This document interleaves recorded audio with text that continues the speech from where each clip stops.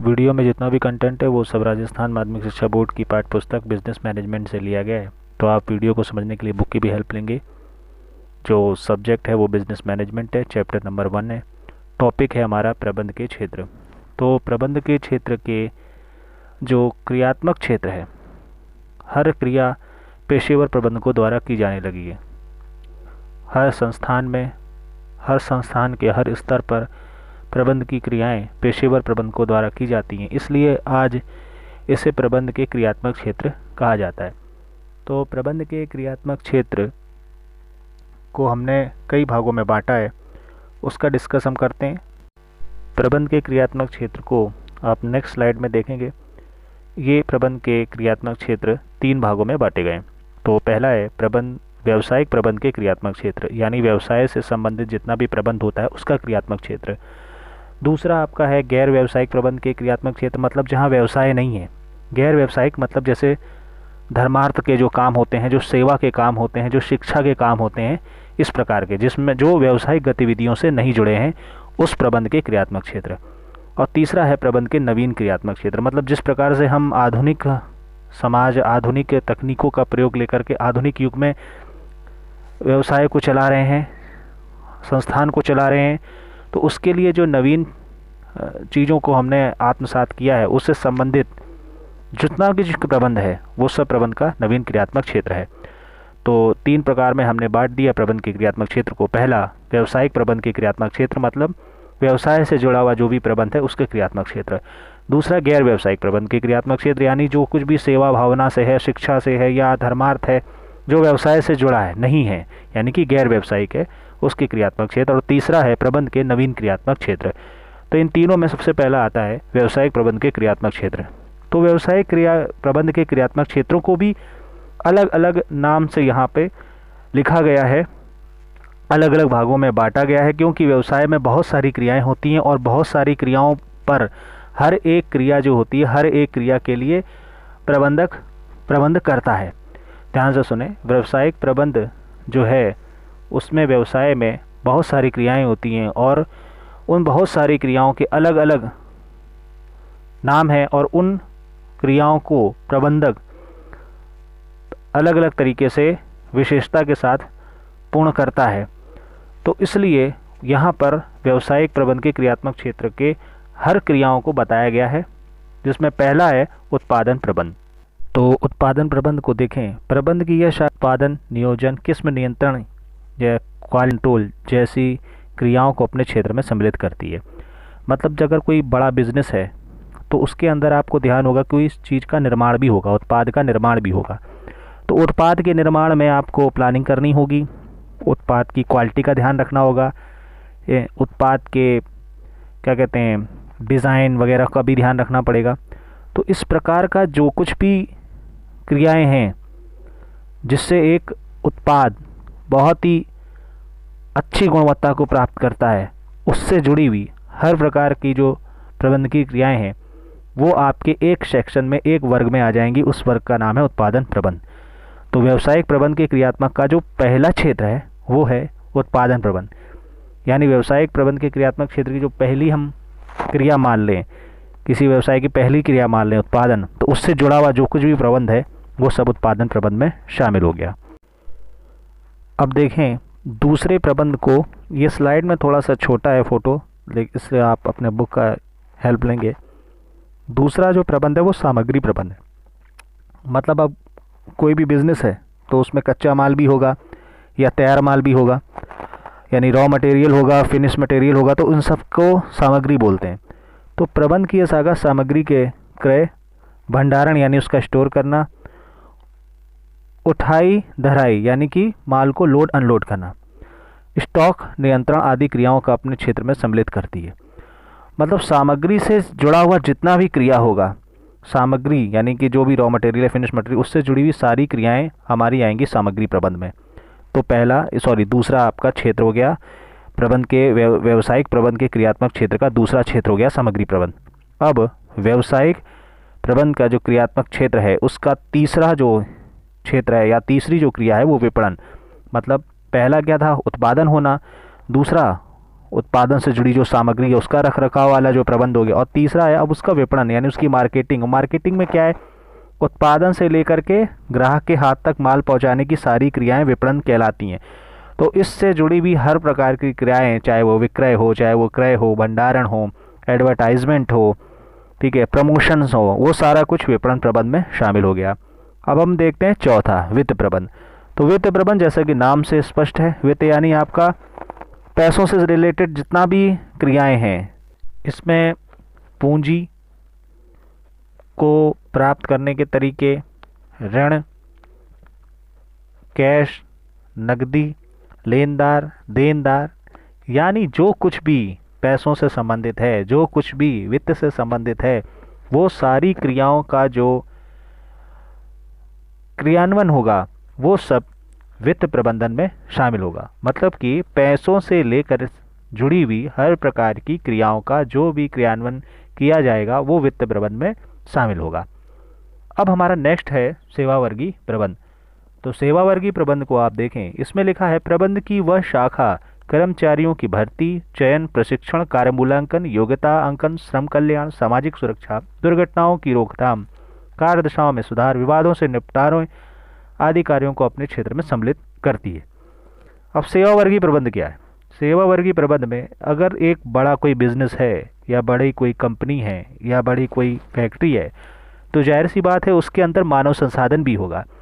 मानव संसाधन बोले तो क्या? मानव संसाधन का मतलब उसके अंदर काम करने वाला सारा कुछ वर्कफोर्स, यानी उसका कर्मचारी वर्ग, मजदूर वर्ग, चतुर्थ श्रेणी कर्मचारी वर्ग, अधिकारी वर्ग, बड़े अधिकारी वर्ग, इन सभी की जो भर्ती होगी उनका जो योग्यता तय करना, उनका मूल्यांकन करना, उनको चयन करना, उनसे जुड़ी हुई प्रमोशन, डिमोशन, उत्साहवर्धक क्रियाएं, उनको मोटिवेट करना, ये सारा कुछ जो कर्मचारियों से रिलेटेड चीज़ें हैं, जो किसी संस्थान के, किसी व्यावसायिक संस्थान के कर्मचारी से, जो उनमें सेवा करने वाले लोग हैं, उनसे जुड़ी हुई हर प्रकार की क्रियाओं का जो क्रियान्वयन किया जाएगा वो सारा कुछ शामिल होगा सेवा वर्गीय प्रबंध में।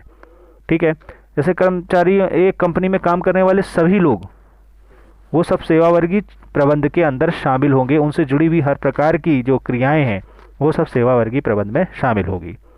नेक्स्ट, कार्यालय प्रबंध। कार्यालय हर संस्थान में एक महत्वपूर्ण अंग है कार्यालय, ये आप सभी जानते हैं। तो कार्यालय से जुड़ा हुआ जो कुछ भी प्रबंध, ये हम बिजनेस मैनेजमेंट की जो 11वीं की बुक है उसमें इस डिटेल से इसके बारे में बताया गया है।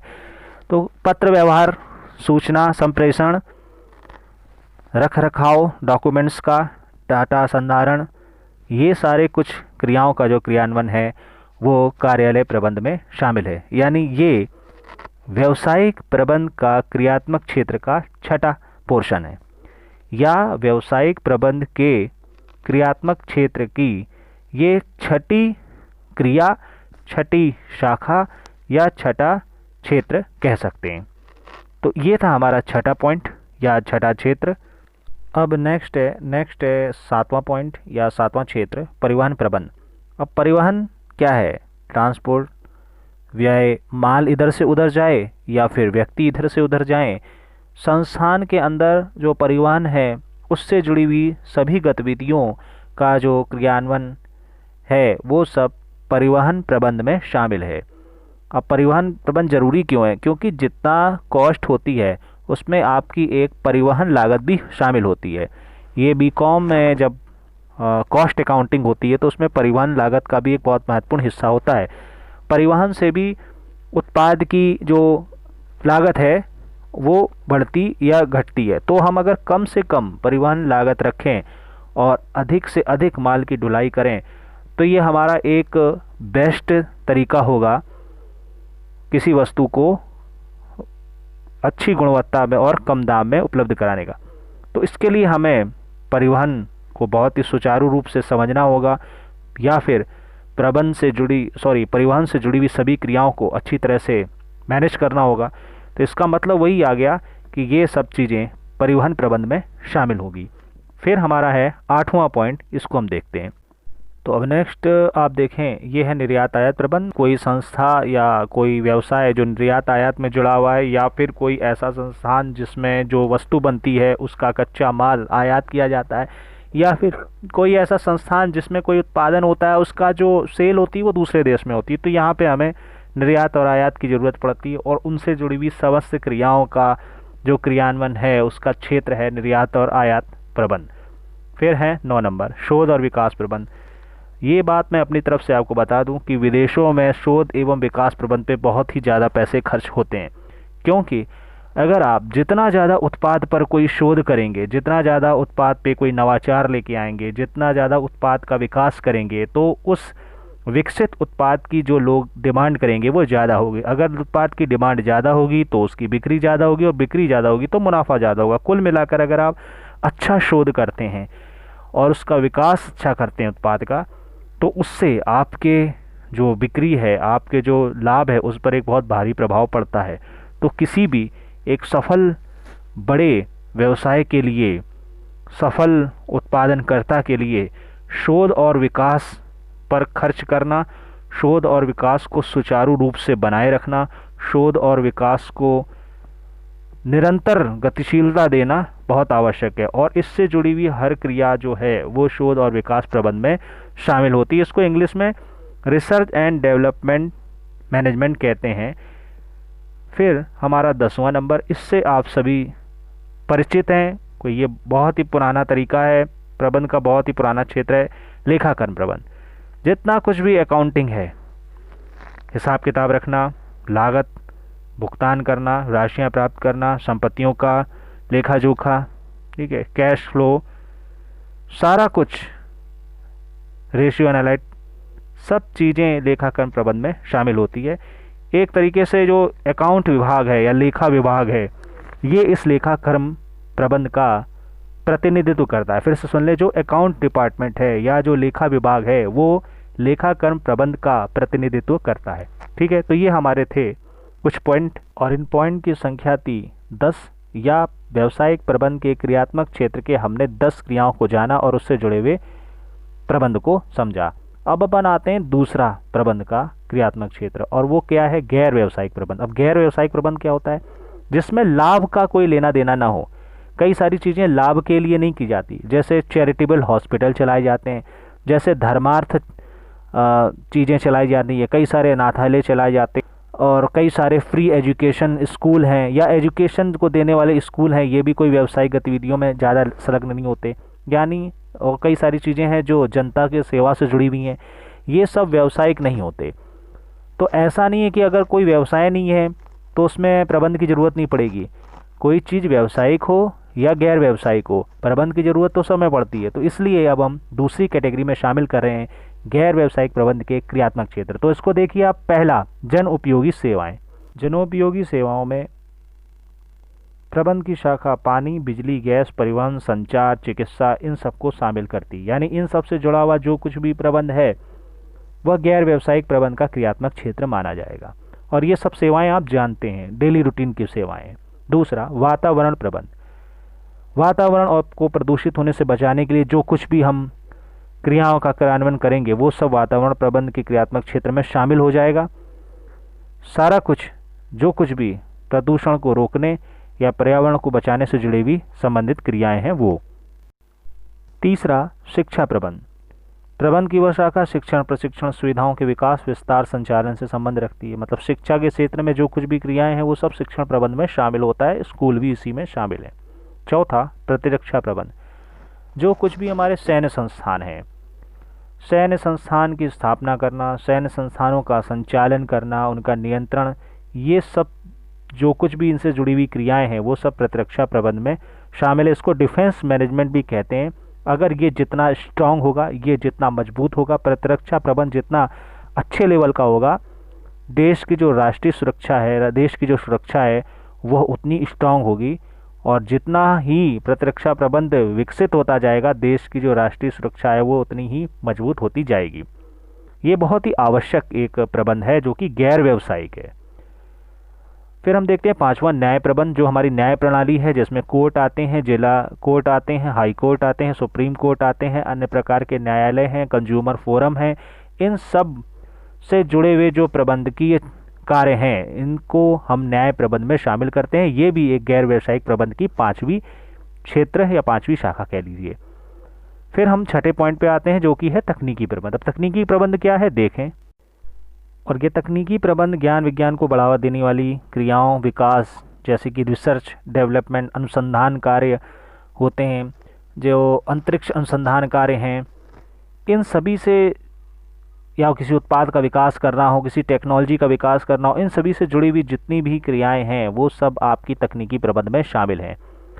देश कोई भी हो, विकास कर रहा हो या विकसित हो, अगर वह एक स्थायी विकास करना चाहता है तो उसको तकनीकी प्रबंध को अपनाने पर बहुत ही जोर देना होता है।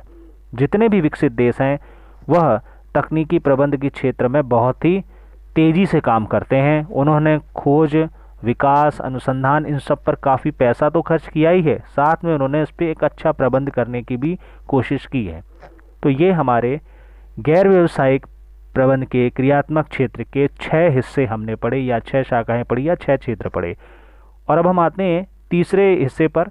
तीसरा हिस्सा हमारा है, ये आपका नई स्लाइड पे आपको देखने को मिलेगा, उसका नाम है नवीन क्रियात्मक क्षेत्र। मतलब आज जो हम जिस युग में जी रहे हैं, तो उसमें कई सारे क्षेत्र ऐसे हो गए हैं जो अब, जैसे ऑनलाइन व्यवसाय है जो पहले नहीं होता था परंतु आज है। वर्चुअल कॉन्फ्रेंस, शिक्षा पहले जूम मीटिंग पर नहीं होती थी, पर आज जूम मीटिंग पर भी शिक्षा हो रही है, लेक्चर जूम मीटिंग पर भी चल रहे हैं।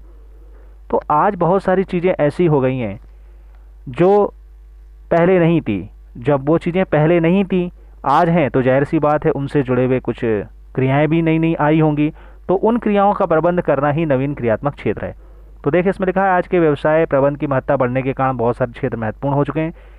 तो इसलिए प्रबंध के क्रियात्मक क्षेत्र में कुछ नवीन क्रियात्मक क्षेत्रों को उन्होंने बताया है, जैसे आप पॉइंट वाइज पढ़ सकते हैं। पहला है सार्वजनिक उपक्रमों का प्रबंध। सार्वजनिक उपक्रम क्या है? जो कि सरकारी नियंत्रण में है, वो सार्वजनिक उपक्रम है। दूसरा आयात और निर्यात प्रबंध, जितना भी माल एक्सपोर्ट होता है और इंपोर्ट होता है उससे जुड़े हुए समस्त क्रियाओं को हम आयात निर्यात प्रबंध कहते हैं। इसका हम पहले भी जो व्यावसायिक क्षेत्र का हमने पढ़ा था, प्रबंध का क्रियात्मक क्षेत्र, उसमें भी इसकी डिस्कस की थी। तो तीसरा देखते हैं।